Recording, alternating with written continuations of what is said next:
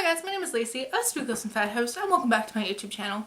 I'm trying to film some more positive videos today because in the time that I'm sitting on to film, I just posted a kind of negative video, and I think sometimes YouTube is just negative in general, it just is, and the world's negative sometimes.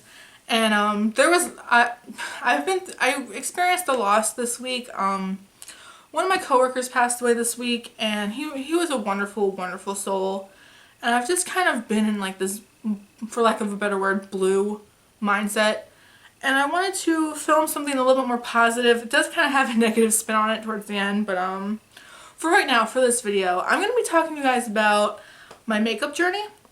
And I talked about wanting to do this for a while, and I am going to do it in two parts. I'm going to do like how I got into makeup, what makeup has done for me, what it means to me now doing YouTube, how that's changed me, and I'm going to, my part two is going to be about makeup addiction and about spending and about the negative side of it too, but for right now, sticking with the positive. I reference like all the time that like I did not have great makeup in high school. In fact, kids today in high school are so damn lucky because they have YouTube and Instagram, they have places to learn how to do makeup, and they have places to, you know, experiment and educate and have fun, whereas like when I was growing up, I just kind of did the crap that my friends were doing. And a couple of you guys were like, oh, I'd love to see like how you did your makeup in high school and crap like that. High school was a dark time for me. I've been wearing makeup since middle school and into high school, and it never was that serious to me. And there clearly is a point, or I wouldn't be doing this, there's clearly a point in my timeline, in my Lacey timeline, where makeup becomes serious to me. Like, so when is that point? And I kind of, I just want to talk about it today. I want to talk about my makeup journey, how I got here, how I feel about makeup. My evolution of makeup, if you will. So I've mentioned this before that, like most good millennials, my introduction to makeup was mostly like raccoon-eyed, scene kid type moments. What I did know about makeup, like my mom wore like powder and blush and stuff, so like that's kind of things that I picked up from her.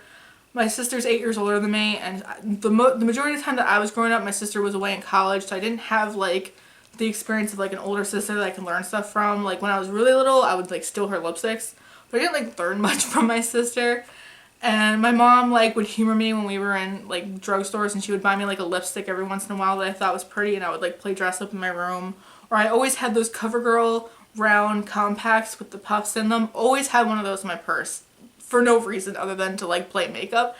And then really like when I was a human being trying to do my makeup for the purpose of like making your face try to look better, it was a raccoon eye, pink looking foundation, and powder. So my routine basically consisted of, I would take CoverGirl twist up in like a plastic tube eyeliner, and I do think that eyeliner still exists today, and I would heavily do, not my waterline, but the lower lash line, like heavy in this black powder. I would never put anything on the lower lash line.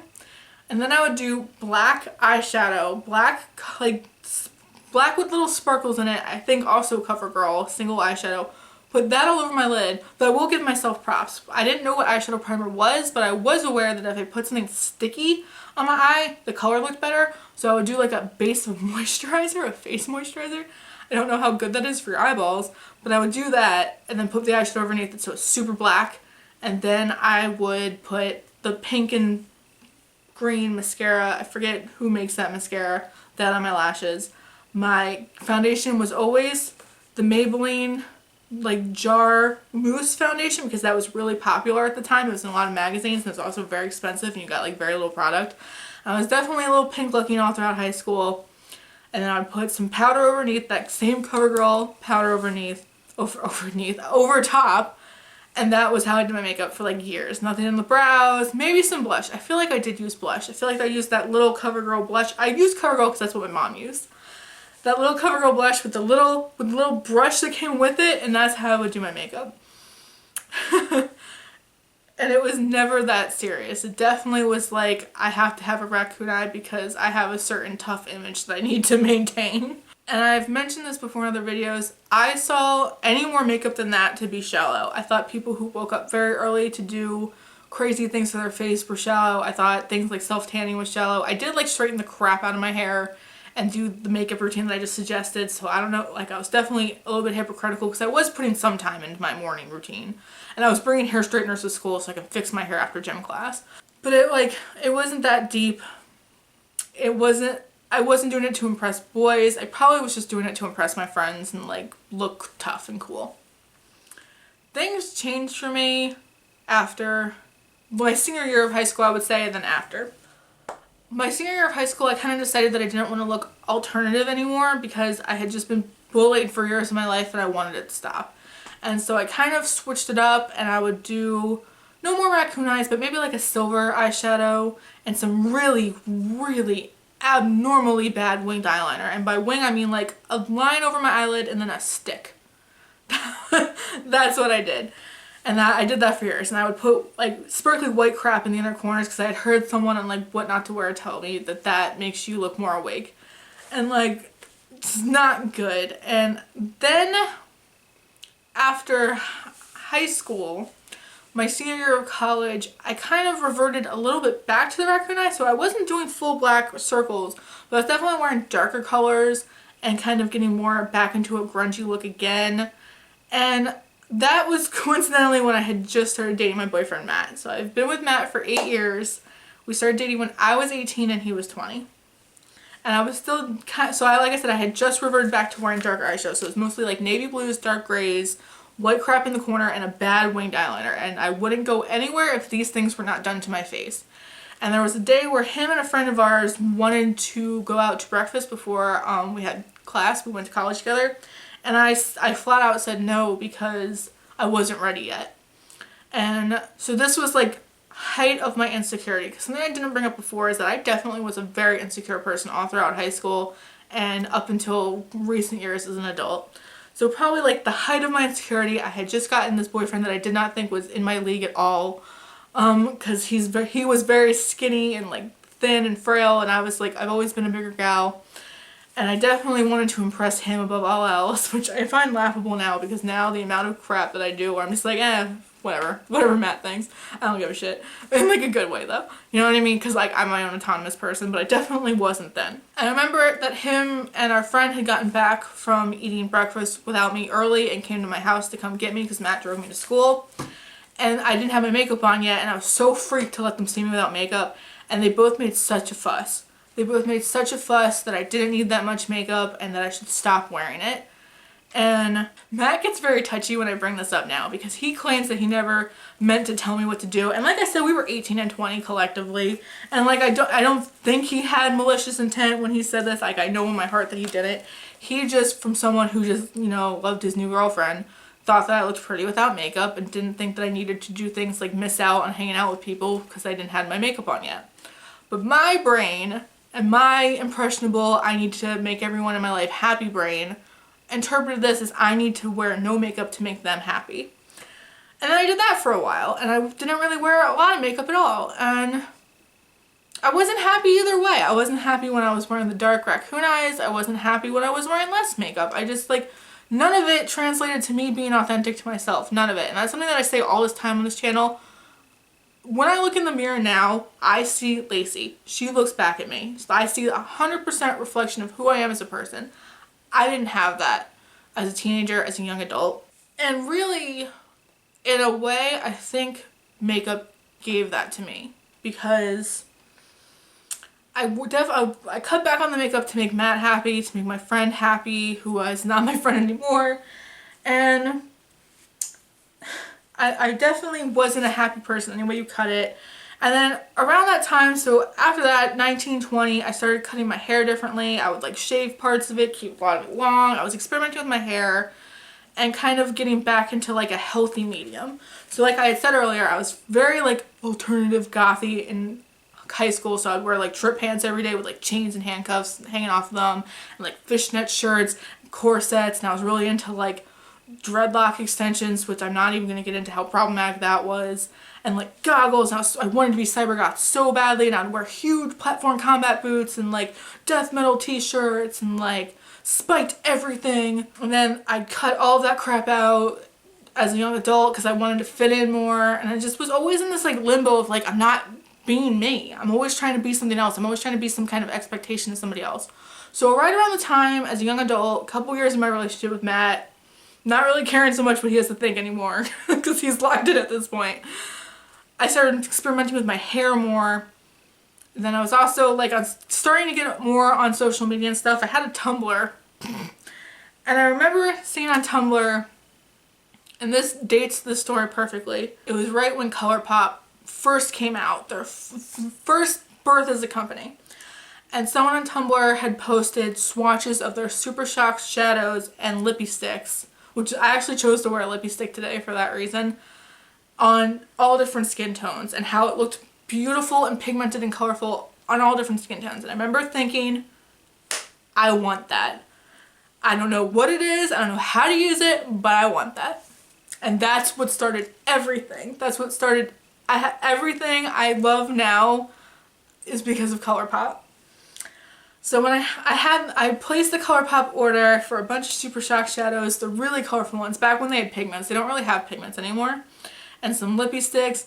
And I got them. I don't know how old was I at this time? Maybe 21? I'm 26 now. Maybe 2021. How old is ColourPop? 4 years old? 22. 21, 22 is what I'm assuming. I got all these ColourPop things in the mail. And I didn't know what to do with them. That's how all of this begins, because I didn't know what to do with them, and I googled how to use them, because like a standard eyeshadow brush doesn't pick up a Super Shock shadow, and that's how I found YouTube. Obviously I'd been watching YouTube since the existence of YouTube, back when it was like cat videos and people falling, and like I've always been a Jenna Marbles fan. But that's where I discovered beauty YouTube, and that's when just like my mind exploded, because it was just a world of beautiful people playing with makeup, expressing themselves, and I was like, holy shit, I want everything to do with this. And it just downward spiral, because not only I learned how to do the ColourPop thing, but then I was learning about other affordable brands. Like I remember one of the first brands I was really into was Makeup Revolution, and I was buying some of their palettes, and just like slowly, but kind of like if it was like a chart, it'd be like whoop, like this, it would be like a slow spike and then all the way up, because it just became a full-blown obsession. I was constantly watching YouTube videos, and then anything that anyone ever said to me, any product that ever was recommended to me, affordable, because for a couple, like the first couple years I was in makeup, I was not touching high-end makeup. First of all, I will say though, growing up, I didn't realize there was a difference between drugstore and high-end makeup. I thought the makeup you bought at the grocery store was the same crap you got at the department store. I didn't know there was a difference, because I learned like from my mom, who was only buying the things at the grocery store. So mind blown on that one. And I was learning all kinds of crazy crap, like how to do brows. I remember the first time I filled in my brows, I went to work and I was so self-conscious because my brows were fuller, and then everyone complimented me. Like non-stop, everyone was like, your brows look great. And and like contour, that was when contouring first started to be really huge, and I was really badly contouring. Like talk about beard level contouring. But I loved it. I loved playing with it. I loved trying it. I was finally perfecting the winged eyeliner. It was all coming together for me. But I didn't know how, how YouTube worked, basically. I didn't know that the people on camera aren't my friends just trying to talk about makeup with me. They're trying to make a profit. So I didn't know what a sponsored video was. I didn't know what affiliate link or affiliate code was. I didn't know that there's an invested interest to recommend certain products so that brands will stay on your good side, or you'll stay on the good side of brands rather. So anything anyone ever recommended to me, I was going out and buying. I was constantly asking Matt to bring me to the store so I could look for new makeup. I wanted to be a beauty guru so bad. Like, not actually, I never wanted to actually like get on camera and like, because I didn't think I was pretty enough. I never wanted to get on camera and like, so, but I wanted, you know how like when you're cooking sometimes and you're like pretend like you're on a cooking show and you're like, next I'm going to add a hint of garlic powder because I don't have any actual garlic in my house. Like, you know, like when you pretend like you're on a cooking show, that was me. Like I was like, I kind of want to live that beauty guru life, and I want to have a night drawers full of makeup, and I want to constantly go to the store and try new things, and like so deeply in love with it. And I think a huge factor of that was I had finally given myself the self-care and the self-love that I had lacked for all of those years prior. And And I was finally taking the time to experiment and figure out the things that I like to do with my own face. And like my makeup routine now currently takes about an hour and 15 minutes, an hour and a half.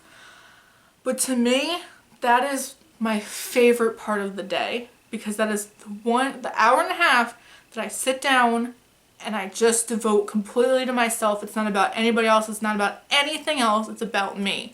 It's about me giving myself attention. And I hadn't been giving myself positive attention at that point.